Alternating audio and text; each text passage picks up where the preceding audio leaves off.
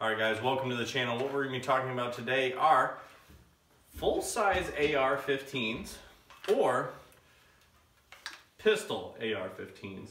And what are the best options for having either one of these weapons? There's a huge craze with AR pistols, which are great. We haven't had the option of having those for a long time, and I remember the first time I ever held one, I was like, wow, this is great. Not having a full-size rifle is amazing. I don't know why it's illegal. It shouldn't be illegal. It's illegal that it is illegal. But we'll save that for later. This is the standard AR-15 that we've been able to buy for a few years now, for a long time. And I'd say with that craze lately, I've actually been warming up to going back to a full size. Now, a couple videos that we've done, you know, I can say from my time with using these as a work weapon or a tool, carrying something that's long and sometimes heavy is annoying. Carrying it, climbing, working, moving, the bigger and longer and more obscure it is sometimes, it's not the best option. It becomes infuriating. When you're a civilian though, sometimes I think this might be a better option. I've personally been doing a lot more shooting with my weapon and just getting into, you know, hey, is it faster to have a just red dot sight on an AR pistol and fire, or can I have an optic on this and actually use it? Now this is a cheaper build, and we'll get into this build before. It's actually the first AR I ever built. And I gotta say, cheek to stock weld is still the best bet. Muscle memory and practice is engaging quick targets is still my #1 go-to. If we do a duel, which I'll show you here, you can see that just looking at your target, cheek to stock weld and firing, and doing that over and over again, just the practice part, not just looking at that same target, will get you where you need to be every time. Opposed to a lot of people, you'll see fish for a sight, look around and get right into it, see the target, and then engage. Right? So cheek to stock weld is literally just that. You're practicing bringing the weapon up your cheek, going to the stock weld, same part every time, and that gives you your perfect sight picture to engage.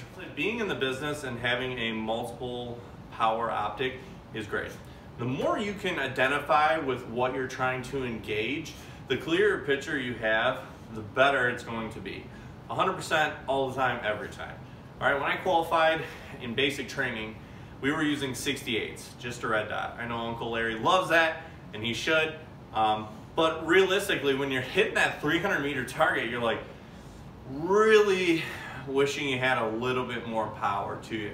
And being somebody with a background growing up hunting, you know, I'm used to having that kind of scope. Now, once I got in, there were other weapons I used that did have multipliers on it. They did have different options, and you kind of warm up to that. But at the base rifleman, I think the red dot that you're still given isn't really the best option. And then when you do have to make a little bit longer shot, you have the option to get down, take your time, identify the target, and engage.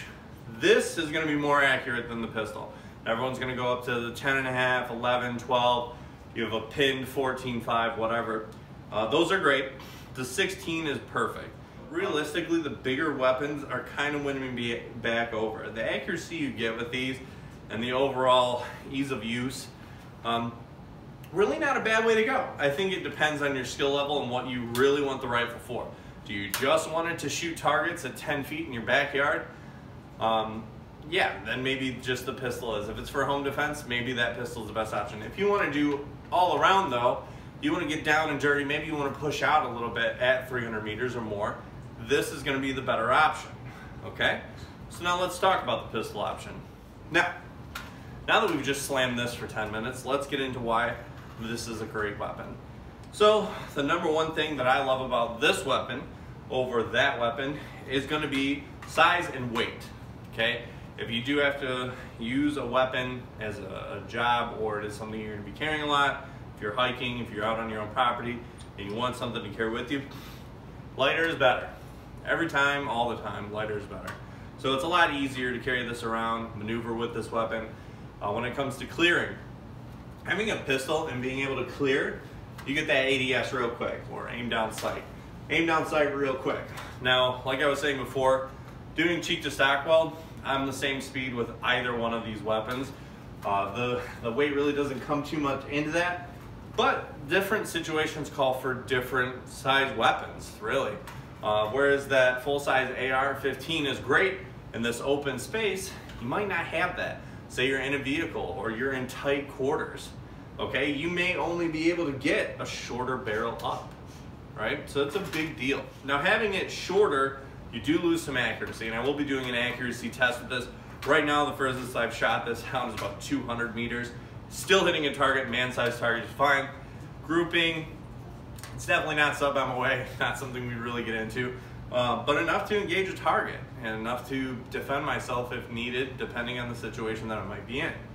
The lighter weapon is going to be great for carry. The shorter weapon is going to be great for maneuverability, but you can also take this more places.